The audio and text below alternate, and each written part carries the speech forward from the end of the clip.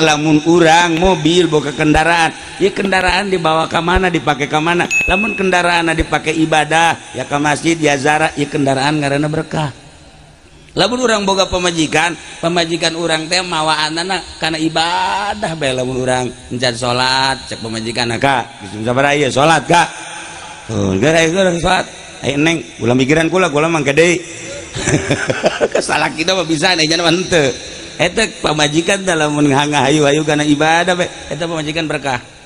Dan selanjutnya Masya Allah karim na iyalah maziah sholawat ka Kangjeng Nabi urang sering maca sholawat ka Kangjeng Nabi i boro-boro urang Abu Lahab teu pernah maca sholawat teu iman ka Kangjeng Nabi ngan sakadar bunga kulahirna Kangjeng Nabi jariyahna nu ngaran Suwaibah diperdekakeun di akhiratna asal poe Senen diangkat asal poe Senen ditiiskeun dikurangan siksaanana nu mantak lamun urang engke ka neraka misalnya Haji Pendi ka neraka Haji Pendi misalnya ka neraka ya lantaran ku harina sok baca sholawat henteu panas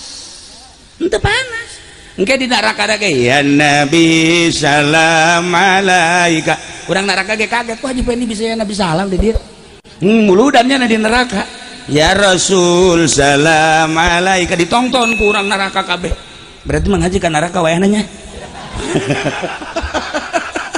ini tiis maksudnya tiis dah ka neraka tiis tengah jawab heran ku embung meureun nah iyalah para jamaah kaum muslimin wal muslimat a'udzu billahi minasy syaithanir rajim inna Allah malaikatahu yusalluna 'alan nabi ya ayyuhalladzina amanu sallu 'alaihi wa sallimu taslima.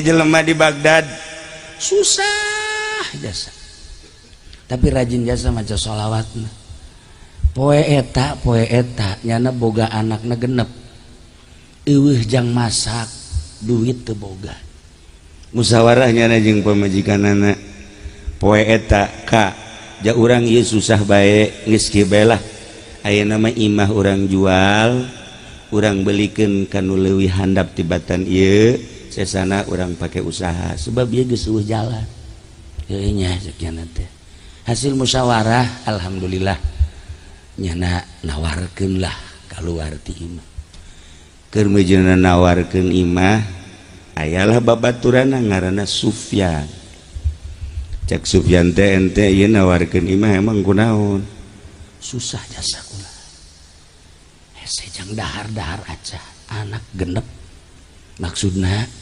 maksudna ieu dek dijual teh nek dibelikeun kanu leuwih sederhana sesana dek dipake usaha geus eta mah urusan maneh ku ari mah poe ieu aya ujang dahar sabasaka lamun eueuh jang dahar ketungguan Sufyan langsung meuli roti jang anakna genep jang manehanana jeung pamajikan 2 jadi genep jeung 2 sabaraha 8 dibere 8 geus geura ka imah heulana gampang ngajual imah mah ieu kena dahar bae di Baghdad makan roti daharna dibawa ku nyana ka karak salengkah 2 lengkah aya anu bara main bari ceri kuruma neuleukeun roti makna jeung anakna 3 dibawa neuleukeun roti bae cak yana aing can datang ka imah roti geus anu neuleukeun bae asana teu wasa amat cak ya neuleuh deui kicep deui ka roti cak indungna teh beuk ulah geus 2 poe 2 peuting teu dahar tuh kan kula janji setengah jam bangun dek turun deh hujan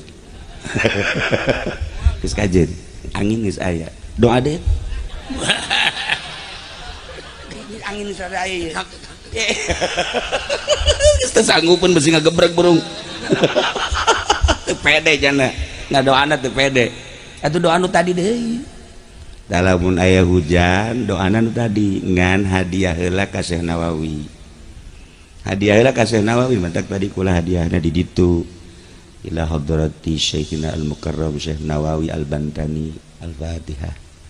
Tuh beres doana eta Syekh Nawawi baheula waktu di Mekah ketika hayang turun hujan doana eta ketika ngagebreg bae Syekh Nawawi dipanggil deui ieu hujan teu eureun-eureun Nawawi coba ngadoa deui doana eta deui bae Rabbi firli wali walidayya wan je cak urang Arab eta deui doana deuk nurunkeun hujan eta deuk ngeureunkeun hujan eta keneh mentak pernah diputat hajat kemudian manggil Haji Pendi mamacana hujan kemaribis Haji Pendi dipetakeun doa moal gebrek datang ka subuh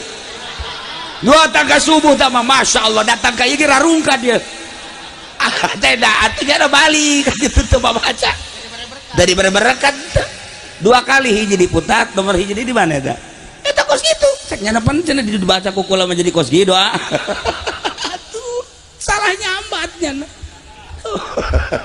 terus aya tuh gerimis letik tuh cek kula ge setengah jam bener bae guys iba cepet bae lu tadi dongeng heula begitu manehanana bebeja bahwa ieu geus teu dahar 2 peuting geus deulekeun ka roti bae teh anakna indungna ditanya di ditu boga anak sabaraha 6 sarua si jeung aing aduh lamun dibikeun gawe anak teu dahar geus lah aing mah tanggung susah cekeun jadi bikin kabeh kaya Allahumma sholli ala sayyidina Muhammad wa ala alihi maca sholawat Allahumma sholli ala sayyidina Muhammad wa ala kajian batur udah aing mah teu ge kajian dirinya nawarkan imah deui ngalamun bae nya kapanggih jeung Sufyan can baliknya na yang mana pan eta can dalahar anak dibikeun ka bakal bara main sakieu kuari mah geura datang ka imah itu di imah aya nu mangmawakeun dahareun inu mendeng saja banat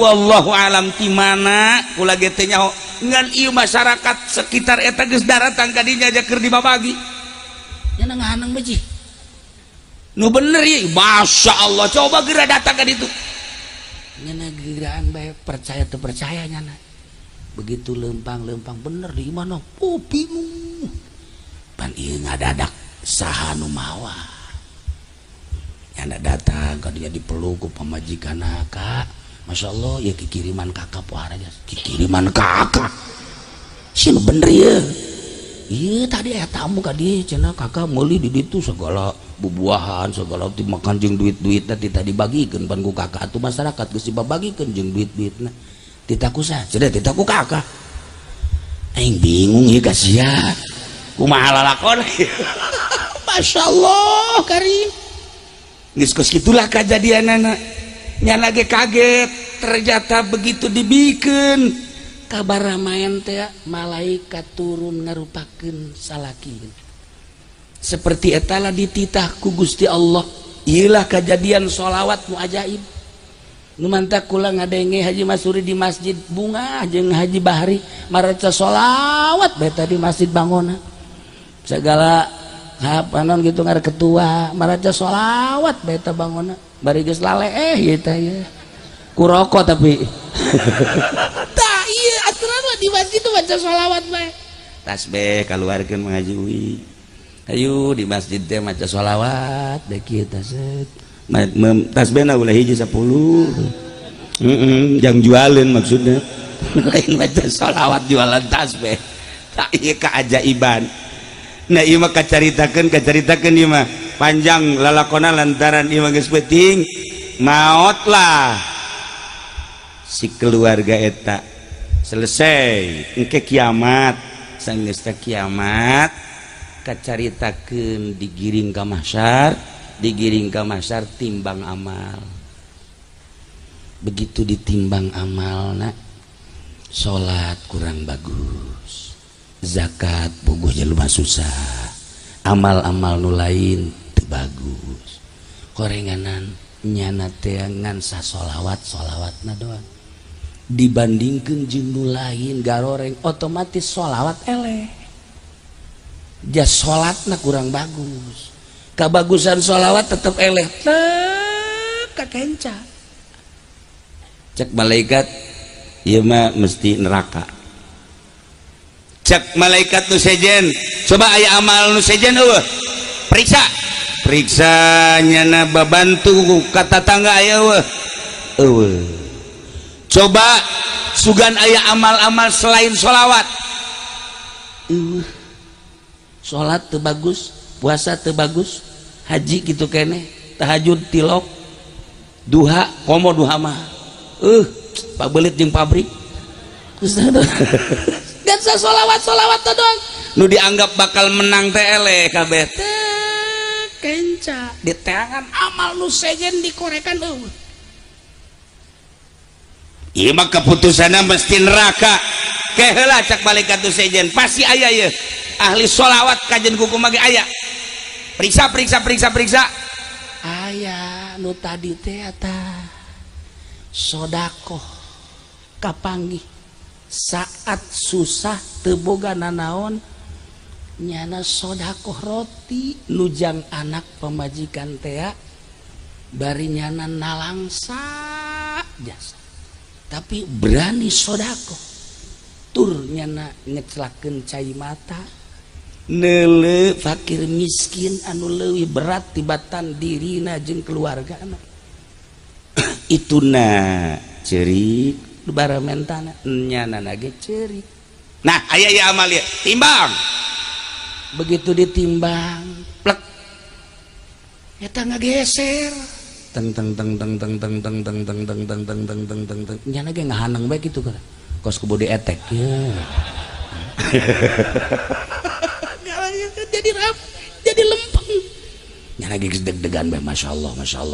Nah lempeng kitu ieu lempeng kieu cak malaikat kudu kumaha tetep aya lempeng kieu mah encan boga maziyah encan boga kaleuwihan ieu mah can bisa dikasorgakeun neangan deui amal aya ta amal ngecelak cai mata ku karunya ka fakir miskin nyana ngarasakeun leuwih berat tibatan keluargana ceurik cak ditimbang plek masya Allah nyana didinya kaget ya Allah ya Rabbi nyaho kitu mah kabeh ku aing segala rupa disedekah-sedekahkeun cak keneh sakiki boga nangan sakitu ge nang pamere eta geus ngajadikeun amal anu luar biasa. Nah iyalah tidinya langsung cek malaikat berarti ieu mah kudu dikasorgakeun tah amal teh dua hiji sholawat ngan teu ngangkat ku sholawat lantaran nyana ieu kan sa sholawat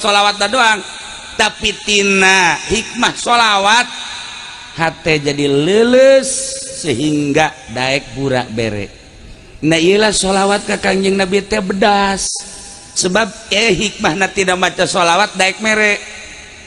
Lamun orang nyaritakeun berkah keberkahan tadi caritakeun ku Habib teh emang berkah kumaha berkah mah kieu lamun urang dahar hasil daharna digunakeun ka mana lamun ieu hasil daharna daek dibawa ibadah teh eta dahar ngaranna berkah. Lamun urang mobil boga kendaraan ieu kendaraan dibawa ka mana dipake ka mana lamun kendaraanna dipake ibadah ya ka masjid ya ziarah ieu kendaraan ngaranna berkah. Lamun urang boga pemajikan urang teh mawaanana kana ibadah bae lamun urang encan salat cek pemajikan ka sabaraha ieu salat ka gara urang salat aya neng ulah mikiran kula mangke deui kasalak kitu mah bisa nya mah henteu eta pamajikan teh lamun ngahayu-hayu kana ibadah bae eta pamajikan berkah. Dan selanjutnya masyaallah karim na ieulah maziyah sholawat ka Kangjeng Nabi. Urang sering maca sholawat ka Kangjeng Nabi ieu boro-boro urang Abu Lahab teu pernah maca sholawat teu iman ka Kangjeng Nabi ngan sakadar bunga ku lahirna Kangjeng Nabi jariyahna nu ngaran Suwaibah diperdekakeun di akhiratna asal poe Senen diangkat asal poe Senen ditiiskeun dikurangan siksaanana nu mantak lamun urang engke ka neraka misalnya Haji Pendi ka neraka Haji Pendi misalnya ka neraka ya lantaran ku harina sok baca sholawat henteu panas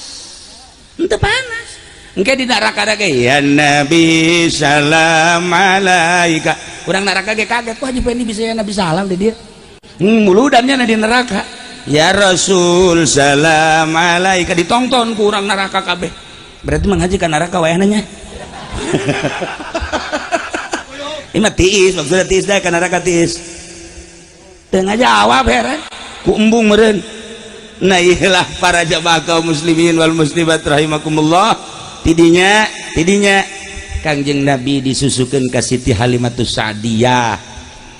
Datang ka 5 tahun pertama Kangjeng Nabi langsung dibawa ku Siti Halimatus Sa'diyah. Tahun kedua dilahir Kangjeng Nabi, lahirlah Sayyidina Abu Bakar Siddiq. Tahun katilu berarti Sayyidina Abu Bakar Siddiq bakal jadi mitoha Kangjeng Nabi teh leuwih handap umurna tibatan Kangjeng Nabi Muhammad sallallahu alaihi wasallam. Tahun katilu wakila tahun kaopat Kangjeng Nabi dibaringkeun ku malaikat Jibril. Ketika dibaringkeun Siti Halimatus Sa'diyah ningalikeun kaget aya sosok manusia nu berbeda dua, nu hiji ngabaringkeun, nu hiji melek dadana ka dieu. Siti Halimah teu kicep-kicep kieu bae ningalikeun. Berikut dulur susuna ningalikeun me kaget. Muhammad ditikam, Muhammad dibunuh. Siti Halimah ningali kaget. Ternyata horeganan dibersihan umur 3 tahun wakila 4 tahun Kangjeng Nabi geus mulai dibelek. Mantak urang boga anak umur 3 umur 4 geus mulai kurang kudu dipagahan alif batas. Didinyalah Kangjeng Nabi terus dibelek diberesan. Siti Halimah kaget kasieun sanggeusna kasieun maka Siti Halimah Sa'diyah ka 5 tahun mikeun deui ka Siti Aminah. Hujan geus mulai diturun deui. Ieu mah insyaallah diteruskeun kurang mantas muluan di dieu ka mana ye? Ka imah itu wakil. Ka mana? Ieu malam naon ye? Aing mah jadi sekretaris araseun biasa. Heran aing mah. Teu nyaho jadwal malam naon? Malam 1. Ieu dilanjut kakarak datang ka tahun ka-5 Kangjeng Nabi dikembalikeun ka Siti Aminah lantaran Siti Halimatus Sa'diyah kasieun. Nangke urang lanjut tahun 5, tahun genep, tahun 7 sampai berikutnya tamat mual ke di Cilongok bakalna. Nya jadi ieu terus timimiti kamari tidinya geus dimulayan kuari datang ke tahun ka-5 urang ditutup heula sakieu dilanjut ka ditu insyaallah malam Sabtu. Allahumma shalli wa sallim ala sayyidina Muhammadin fil awwalin wal akhirin. Barik wa sallim wa radhiyallahu ta'ala an sadatina ashabi sayyidina Rasulillah ajma'in. Ya Allah ya Rabbal Alamin. Allahumma arham ummat Sayyidina Muhammad. Allahumma ajbur ummat Sayyidina Muhammad. Allahumma aslih ummat Sayyidina Muhammad. Allahumma farrijan ummat Sayyidina Muhammadin sallallahu alaihi wasallam. Allahumma anfa'na bima 'allamtana wa 'allimna ma yanfa'una wa zidna ilman wa yaqinan wa zidna ilman wa yaqinan wa zidna ilman wa yaqinan walhamdulillahi ala kulli hal wa na'udzu billahi min kulli hali ahli an-nar. Rabbana taqabbal minna innaka antas samiul alim wa tub 'alaina innaka antat tawwabur rahim wa shalli wa sallim ala jami'il anbiya'i wal mursalin walhamdulillahi rabbil alamin wallahu al-muwaffiq ila aqwamit thariq. Wassalamu alaikum warahmatullahi wabarakatuh.